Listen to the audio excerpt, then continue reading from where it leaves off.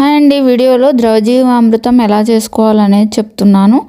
ముందుగా ఆవు పేడను తీసుకోవాలి. ఇది 1.5 to 2 kgs వరకు ఉంటుంది. ఫ్రెష్ ఆవు పేడ తీసుకోవాలన్నమాట. తర్వాత సేమ్ క్వాంటిటీలో ఆవు మూత్రం తీసుకోవాలి. ఆవు మూత్రం మాత్రం ఫ్రెష్గా ఉండకపోతేనే బెటర్ అనమాట. ఎంత మాయిందైతే అంత బెటర్. సో అది కూడా సేమ్ క్వాంటిటీలో తీసుకోవాలి ఆల్మోస్ట్. తర్వాత బెల్లం, శనగపిండి 100 గ్రాముల చొప్పున తీసుకోవాలి. ఆ తర్వాత పుట్ట మన్ను కానీ లేదంటే ఏదైనా తొక్కని మన్ను కానీ 2 గుప్పిళ్ళ వరకు తీసుకొని వాటిని బాగా మిక్స్ చేసుకోవాలి. వాటర్ కూడా యాడ్ చేసుకొని బాగా మిక్స్ చేసుకోవాలి.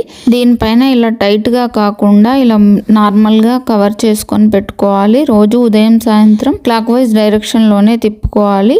మొదటి రోజు బబుల్స్ బాగా వస్తాయి. తర్వాత నుండి బబుల్స్ రావడం తగ్గుతూ వస్తుందన్నమాట. ఇలా 4 days ఆగితే బబుల్స్ మొత్తం ఆగిపోతాయి. అప్పుడు రెడీ అయిపోయినట్టే అనమాట.